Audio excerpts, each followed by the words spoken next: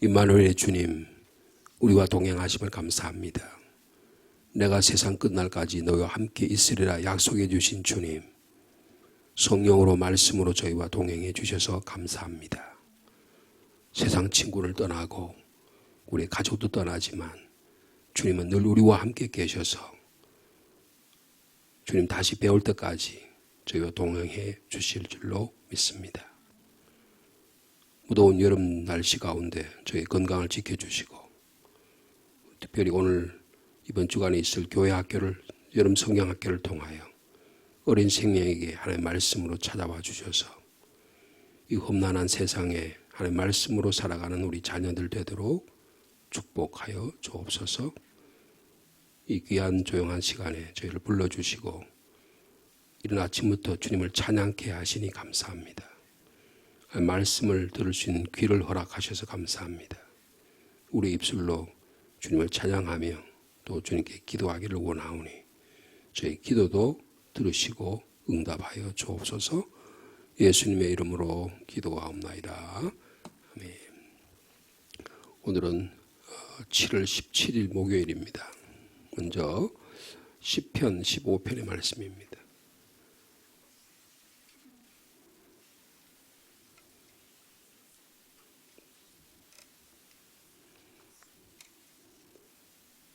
시편 15편 다윗의 시, 우리 짧은 시편의 말씀입니다. 한 절씩 교독하시겠습니다. 여호와여, 주의 장막에 머무를 자 누구 오며 주의 성산에 사는 자 누구 오니까?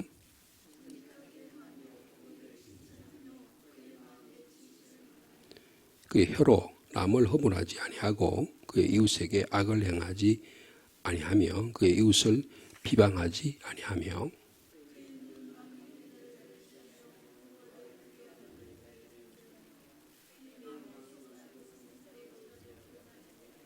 오절 함께 있습니다. 이자를 받으려고 돈을 꾸어주지 아니하며 뇌물을 받고 무죄한 자를 해하지 아니하는 자이니 이런 일을 행하는 자는 영원히 흔들리지 아니하리이다. 아멘. 이어서 구약 창세기 말씀입니다. 창세기 12장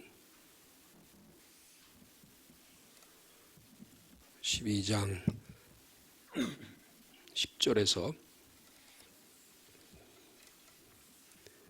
20절 마지막 절까지 말씀이 되겠습니다.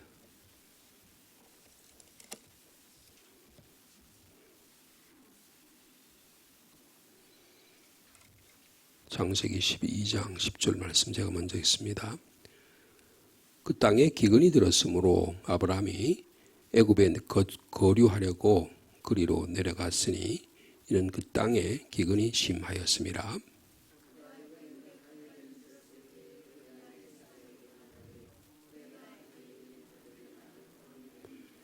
애굽 사람이 그대를 볼 때에 이르기를 이는 그의 아내라 하여 나를 죽이고 그대는 살리리니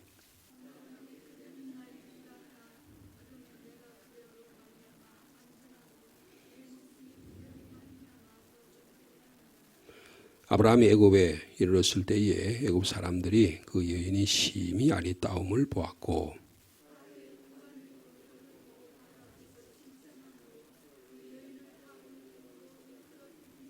이에 바로가 그로 말미암아 아브라함을 후대함으로 아브라함의 양과 소와 노비와 암수 나귀와 낙타를 얻었더라.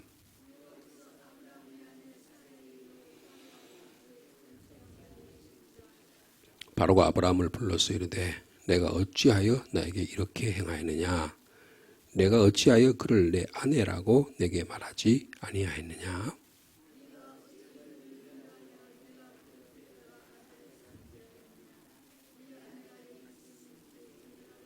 함께요.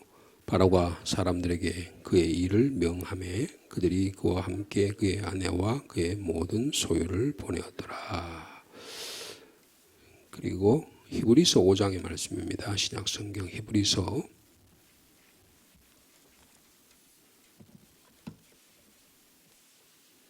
5장 1절에서 6절까지 말씀이 되겠습니다.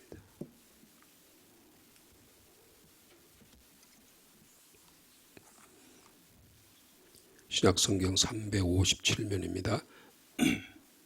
대제사장마다 사람 가운데서 택한 자이므로 하나님께 속한 일에 사람을 위하여 예물과 속지 않은 제사를 드리게 하나니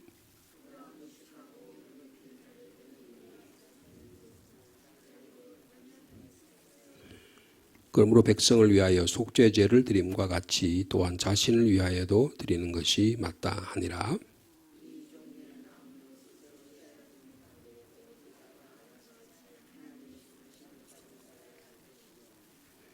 또한 이와 같이 그리스도께서 대제사장 되심도 스스로 영광을 취하심이 아니요 오직 말씀하신 이가 그에게 이르시되 너는 내 아들이니 내가 오늘 너를 낳았다 하셨고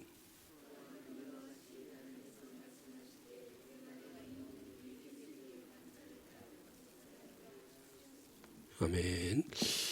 오늘은 이 말씀 가운데서 창세기 말씀 잠깐 함께 나눠보려고 합니다.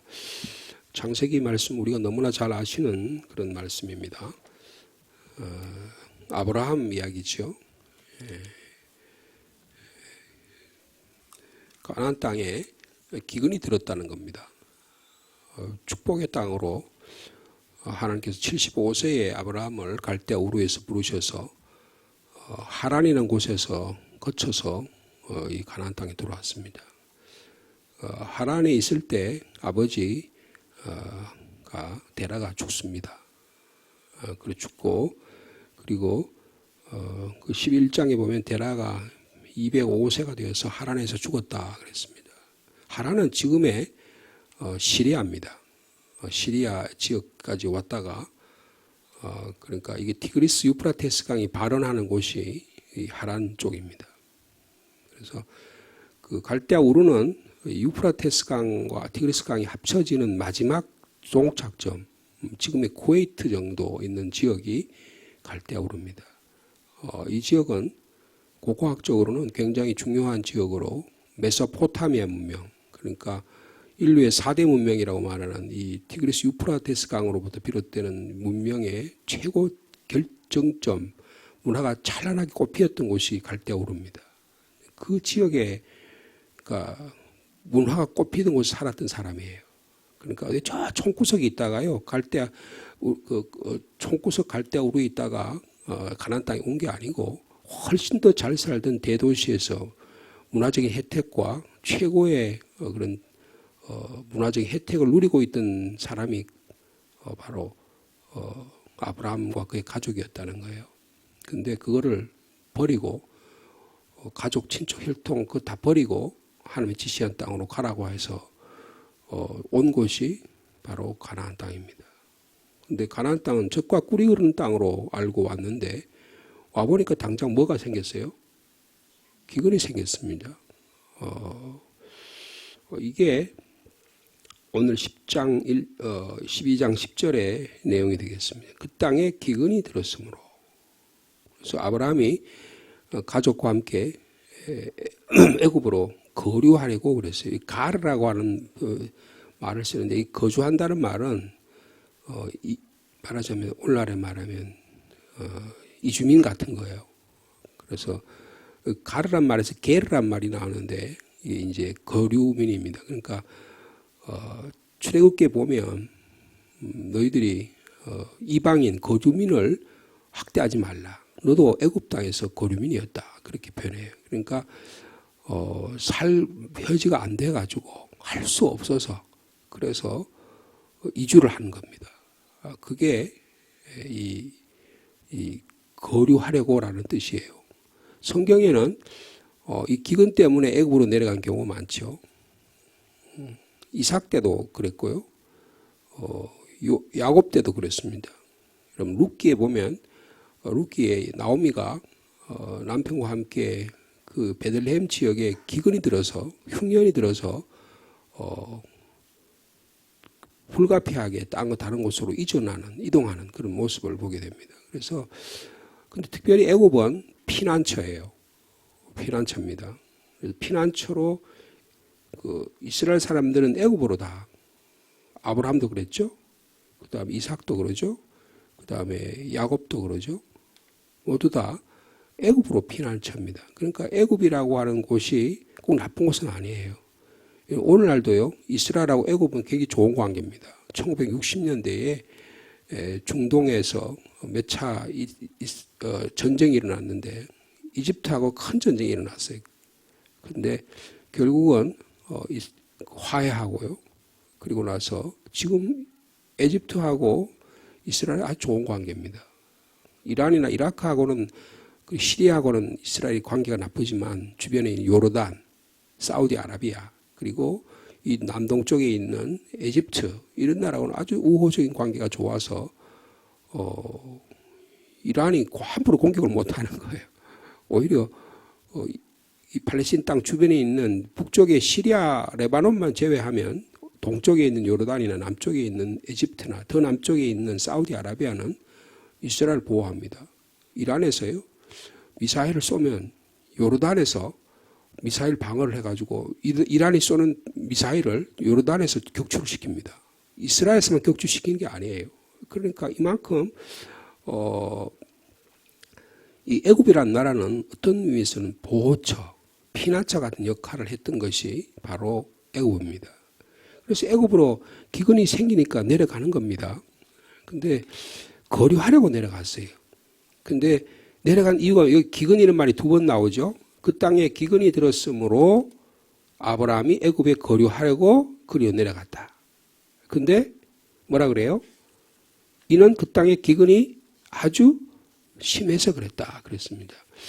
여러분, 아브라함이 애굽으로 내려간 게 잘한 겁니까? 못한 겁니까? 어떻게 생각하세요?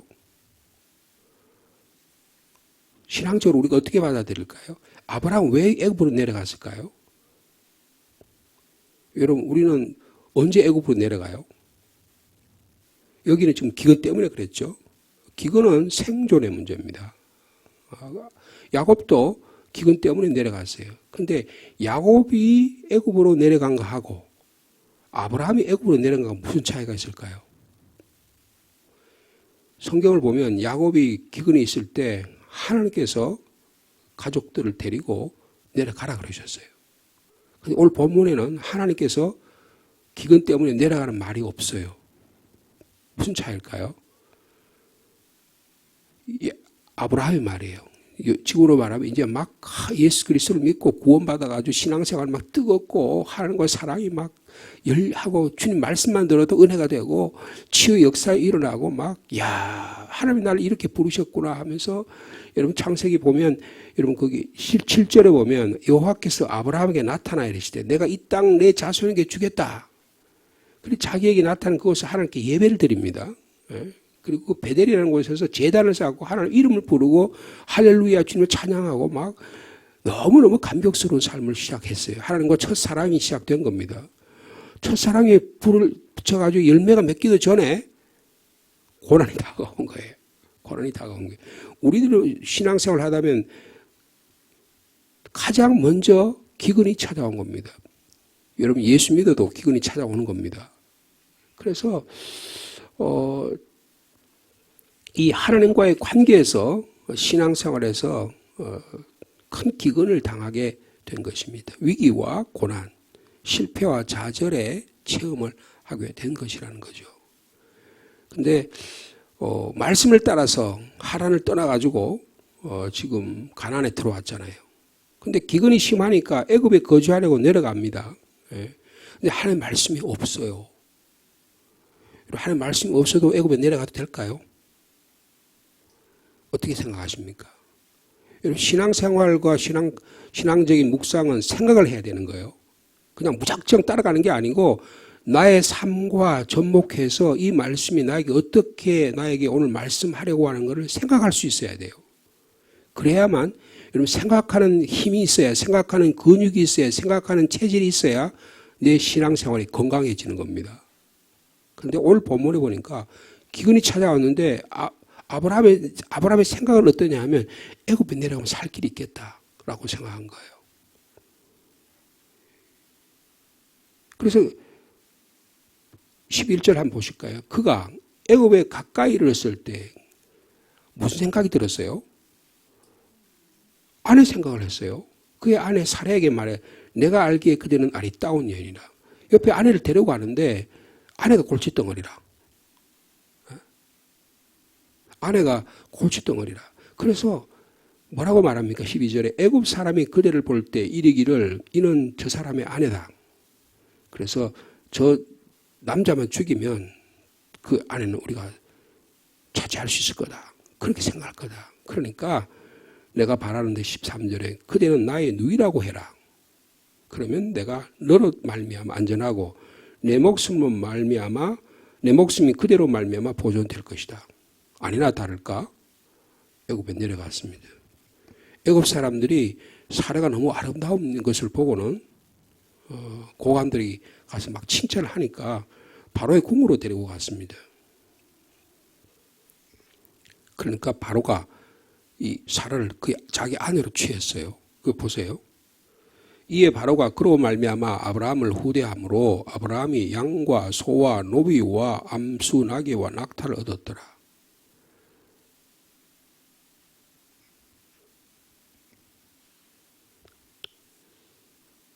여러분 지금 이 아브라함의 신앙적 상태가 어떤 걸까요? 주님 믿고 고향 본토 친척 아비 집을 떠나서 가나안 땅에 왔어요. 예배의 삶을 시작했습니다. 하나님 복 주시라고 믿었어요. 내가 이 땅을 너 자손에게 주겠다. 하나님 감사합니다. 믿음으로 시작을 했어요.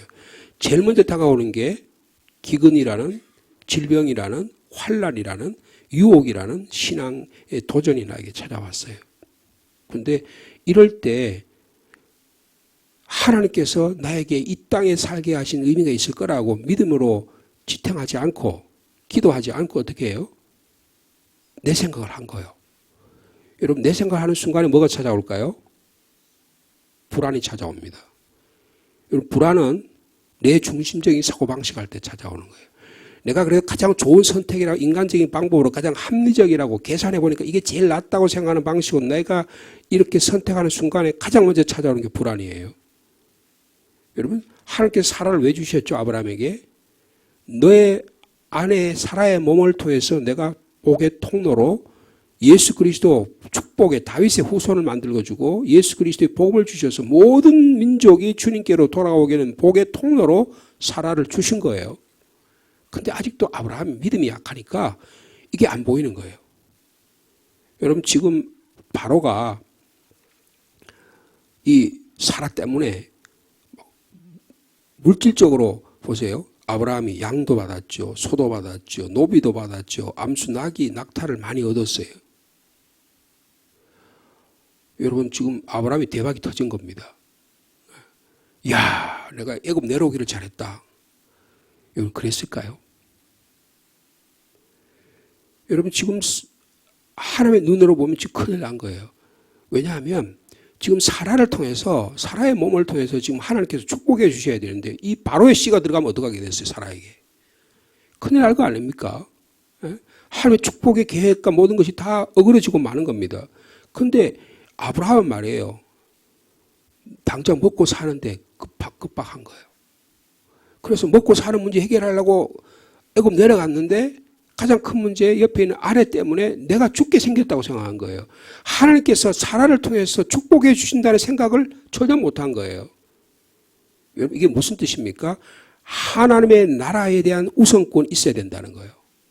너희는 먼저 그의 나라와 그의 의를 고려하라. 그리하면 이 모든 것을 너희들이 먹고 입고 자고 하는 모든 인생의 문제를 해결해 줄 거라고 우리 주님 친히 약속하셨죠. 이걸 못 믿겠다는 거예요. 왜요? 내 발에 당장 내 등에 내 불덩이 떨어지니까 해결 못 하겠다는 거예요. 약속의 땅이 기근의 땅이라고 생각한 겁니다.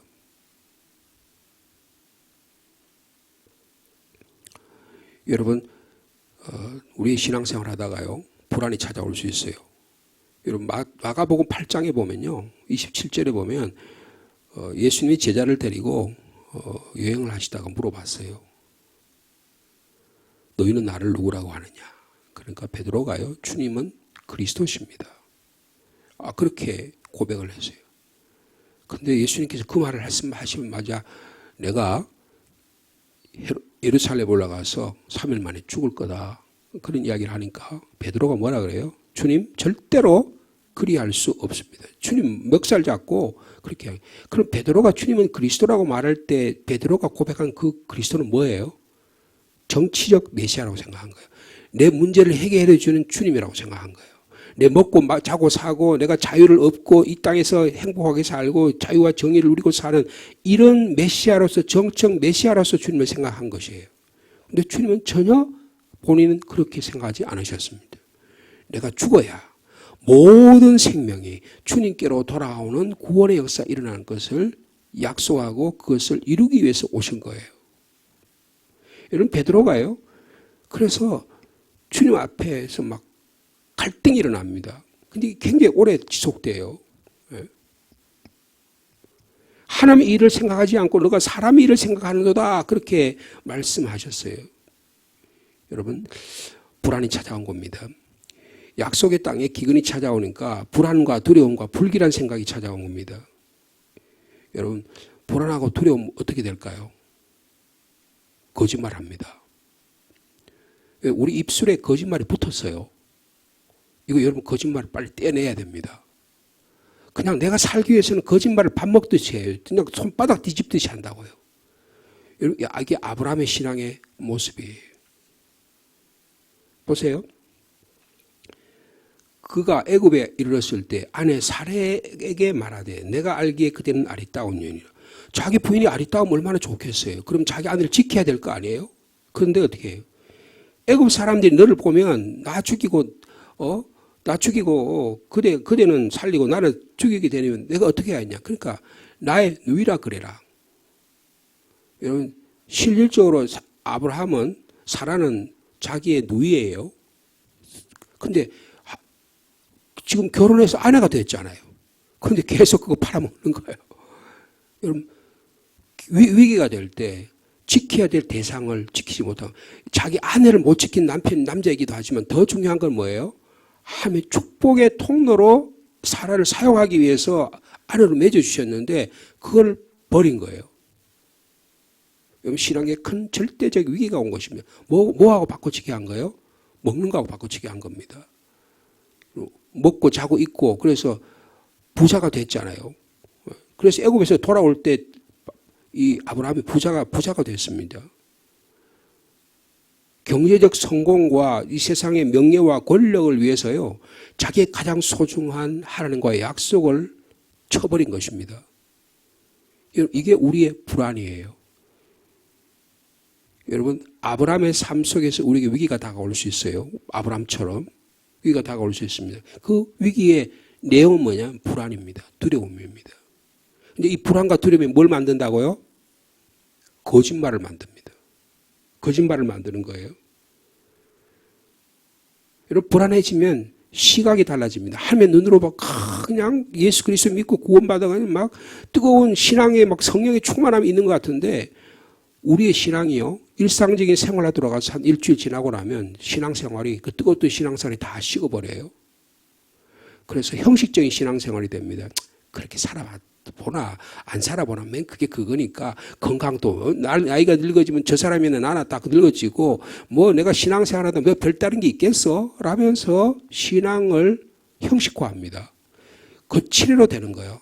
신앙이 일상적인 삶 속에서 다 싸늘하게 식어버리게 되는 겁니다. 세상 사람들이 모두 다 뭘로 보이냐면 도둑놈으로 보이는 거예요. 세상 사람이 다 사기꾼으로 보입니다. 바로가 저기 애굽 사람들이 전부 다 자기 아내 뺏어갈 도둑놈으로 보이는 거예요. 여러분 내가 아파트 사는데 누가 땡뚱하고 눈을 두드려요. 왜 남자가 문을 두드려요? 그러면 그 남자가 도둑놈으로 보입니까? 뭘로 보입니까? 내가요. 내 마음이 두려우면 다 그렇게 보이는 거예요. 왜? 불안은 불안을 낳고 불안은 불안을 낳습니다. 불안은 상상력을 만들어요. 여기서 떨쳐 나와야 합니다. 근데 떨쳐 나오지를 못하는 거 보세요. 실질적으로 그런 일이 아브라함이 자기 생각했는데 생각대로 일이 일어나네. 그래가지고 14절에 아브라함이 애굽에 이르렀을 때 애굽 사람이 그 여인이 심히 아리따움을 보았고 고관들도 그를 보고 바로 앞에 칭찬함으로 그 여인을 바로의 궁으로 끌어들였다는 말은 무슨 뜻이에요? 바로의 아내로 삼았다는 것입니다. 그러니까 바로가 자기 아내, 어떻게 저 히브리 남자가 자기 여동생이라고 데리고 왔는데 너무 아름다워. 그래가지고 궁으로 데려와가지고 자기 아내를 삼았어. 그러니까 그 대가로 후대를 한 겁니다. 근데 여러분 17절에 보세요. 하나님께서 아브라함의 아내 사레의 일로 바로와 그 집에 큰 재앙을 내리셨다. 여기 사레의 일이라고 말해. 이 일이란 말이 다바르란 말인데 다바르란 말은 말이란 뜻도 있어요. 그래서 유대인들은 이 말을 사라의 일, 사라의 말로 인하여 바로와 그 집에 큰 재앙을 내렸다. 이렇게 해석하고 있어요. 이 일이란 다바르란 말은 사라가 말이에요. 이 일을 하늘께 아뢰거나 천사가 그 일을 통해서 역사하셨거나 아니면 바로의 궁에 후처로 들어가서 이 일을 이야기했대요. 나는 사실은 제가 저분의 누이 동생이 아니고 내가 저분의 아내입니다라고 얘기했다는 거예요. 여러분 사라가 얼마나 다급했겠어요. 남편을 따라서요. 하나님의 부르심을 받아서 남편을 따라서요. 이 신앙의 여행길을 따라왔습니다. 남편이 예배드리는 모습을 보았어요. 그런데 어느 날 기근이 찾아오니까 남편이 갑자기 뒤집어져 가지고 네 내 누이라 그래라. 그리고 자기는 남편의 품에서 떠나서 바로의 궁으로 가서 바로의 후처가 되었습니다. 지금 아주 큰 위기가 당한 거예요. 남의 아내가 되게 십상이에요. 그런데 하나님께서 여기에 개입하셨다는 겁니다. 여러분 우리의 신앙생활에 하나님이 개입하신 은혜가 있기를 축복합니다. 사례의 일로 바로와 그 집에 큰 재앙을 하나님이 내리셨다는 겁니다. 하나님이 개입해 주셔야 돼요. 하나님이 개입해 주셔야 돼요. 여러분 잘못은 누가 저질렀어요? 아브라함이 저질렀는데 벌은 누가 받아요? 바로가 받습니다. 이게 세상의 방법이에요. 하나님 일을 계획하시면 하나님의 우리가 제대로 살면 이 땅을 축복하시는 거예요. 근데 우리가 제대로 못 살면 이 땅이 저주를 받는 겁니다. 이 나라의 정치가 이렇게 형편없고 이 나라의 경제가 막 불균형 상태가 있고 이스라엘에 갈등이 많은 게 이재명이 때문입니까? 윤석열 때문에 아니에요. 우리 때문이라고요. 우리가 제대로 판단하지 못하고 제대로 행동하지 못하고 태극기 부달해가지고 맨날 거기나 쫓아다니고 이렇게 되다 보니까 무엇이 옳고 무엇이 그런지 신앙생활을 회개하고 우리의 삶이 바로 살아들이고 물질적으로 살아가는 게 아니고 이 세상에 자유와 정의를 위해 하나님의 나라가 이 땅 이루어지는 위해서 우리가 희생도 하고 각오도 하고 그렇게 살아야 되는데 그런 걸 안 하고 자기 이득되는 것만 하는 거예요. 자기 정치적으로 유리하고 그런 것만 생각하는 거예요. 그러다 보니까 나라가 엉망이 되는 겁니다. 여러분 우리가 제대로 못 살면 이 땅이 심판을 받습니다. 이게 하나님의 역사의 방법이에요. 아브라함이 제대로 살았으면 사라를 통해서 축복의 통로를 되는데 못 사니까 바로의 가정에 그게 오잖아요. 아비멜렉이라는 사람이 또 나중에 보면요. 아비멜렉이라는 사람이 나타납니다. 20장에 보면 아비멜렉이 나타나는데 또 아비멜렉한테 아내를 또 팔아먹어요. 그러니까 하나님께서 아비멜렉을 이렇게 역사하셔가지고요. 아비멜렉이 가정에 집에 태문을 닫아버리잖아요. 그래서 아비멜렉이 너 왜 너 아내 나한테 누이라고 속여가지고 그러냐 그러니까 너 아브라함이 말이에요. 기도해줘가지고 그 낳는 장면이 나오잖아요. 그죠? 여러분 우리는 복의 통로입니다.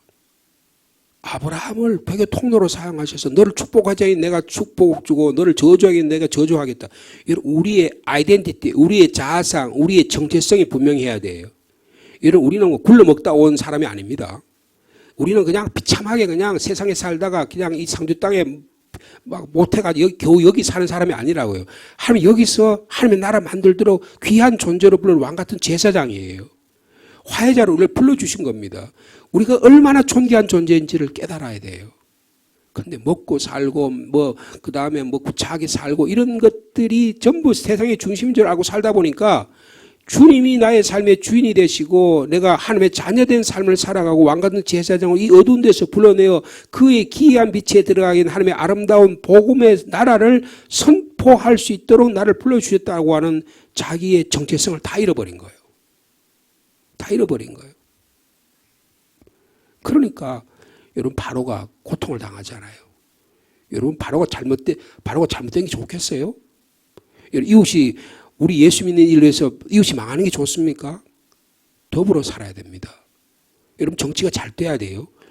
여러분 이재명이나 윤석열이나 뭐 여러 사람들인데 이재명이 막 안 돼가지고 나라가 엉망됐으면 좋겠어요? 나는 윤석열이 좋아하는데 나는 김문수 좋아하는데 이재명 저건 안 돼가지고 빨리 망했으면 좋겠습니까? 아닙니다.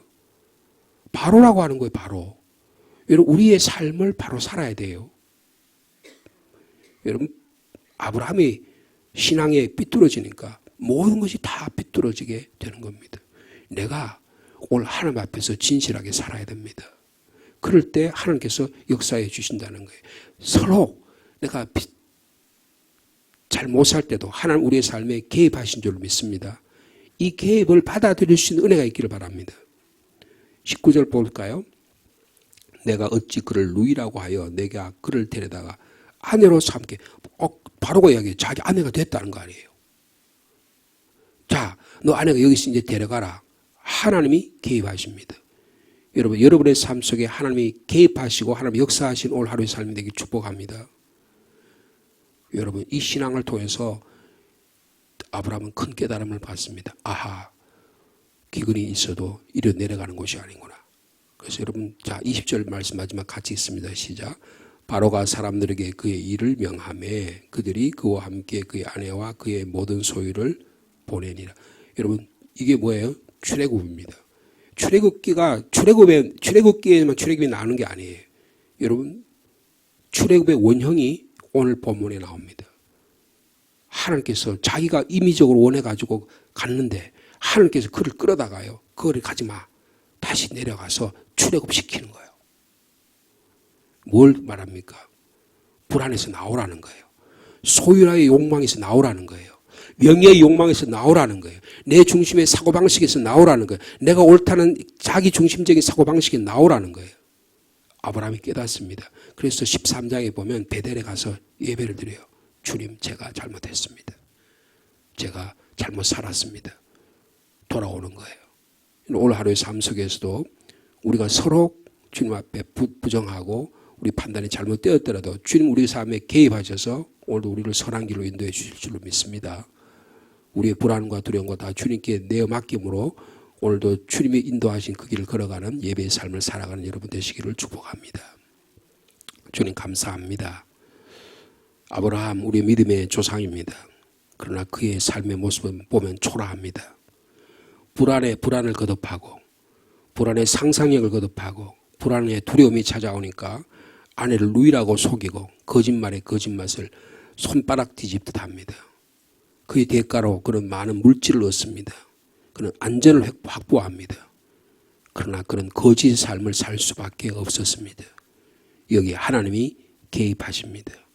주님 우리가 하나님 앞에 진실하기를 원합니다. 누가 성소에 들어가서 완전히 거할고 주님 우리가 하나님의 나라 살아가는 삶이 될 수 있도록 주께서 축복하여 주옵소서. 여호와의 장막에 머무를 자 누구며 주의 성산에 거할 자가 누구냐. 정직하게 행하며 공의를 실천하며 그의 마음에 진실을 말하는 자라고 말씀하고 계십니다. 주님 우리가 어떤 상황에도 주님을 배반하지 않는 믿음을 허락하여 주옵소서. 내가 삼시세끼 먹고 살기 위해서 예수를 팔아먹은 적이 없습니까?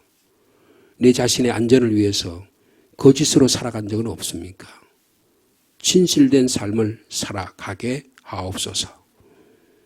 공의를 실천하는 저의 오늘 우리의 삶이 되게 하여 주옵소서. 정직하게 걸어가는 우리의 발걸음이 되게 해 주시고 우리 입술에 거짓이 없는 진실된 삶을 살아가도록 인도하여 주옵소서. 아브라함은 신앙의 초기부터 거짓말을 합니다. 우리도 여기에 너무 익숙해져 있습니다. 이 일이 이삭에게 야곱에게 유전으로 이어집니다. 그래서 야곱의 가정에는 야곱은 거짓말하는 명수였습니다. 할아버지를 닮은 겁니다. 주님 우리의 신앙에 이런 유산을 자녀에게 물려주지 않게 하시고 오직 예수 그리스도를 통하여 축복받는 이 믿음의 유산을 자녀에게 물려줄 수 있도록 주께서 함께하여 주옵소서. 그러나 하나님은 우리가 연약할 때조차도 우리의 삶에 개입하셔서 다시 출애굽하게 하심을 감사합니다. 주님, 오늘 우리의 삶 속에 불안해서 헤어나게 하여 주옵소서. 우리의 경제적인 문제에 매여 있는 저희들에게 헤어나게 하여 주옵소서. 내 몸이 건강한 문제를 위해서만 살아가는 게 아니고 그보다 더 중요한 하나님의 나라를 만들어가는 저희들이 될 수 있도록 주께서 인도하여 주시옵소서. 오늘도 이 믿음의 삶을 살아갈 수 있도록 주님의 말씀에 더 의지하는 주님의 뜻대로 살아가는 복된 하루가 되도록 인도하여 주시옵소서. 우리의 기도 제목을 가지고 주님께 이 시간 조용히 아뢰옵니다. 우리 개인적인 기도의 제목, 교회의 여름 성경학교와 여러 가지 하나님의 나라를 위한 기도의 제목, 이 나라 민족을 위한 기도의 제목을 주님께 아뢰옵니다. 주님께 아뢰을 때 하나님의 거룩한 뜻이 우리의 삶 속에 오늘도 드러나게 하여 주옵소서. 주님이 원하시면 우리의 기도의 제목도 들으셔서 자녀를 위한 기도, 우리 일상적인 삶 속에서 하나님의 인도하심을 간구하는 기도도 들으시고 응답하여 주시옵소서. 예수님의 이름으로 기도하옵나이다. 아멘.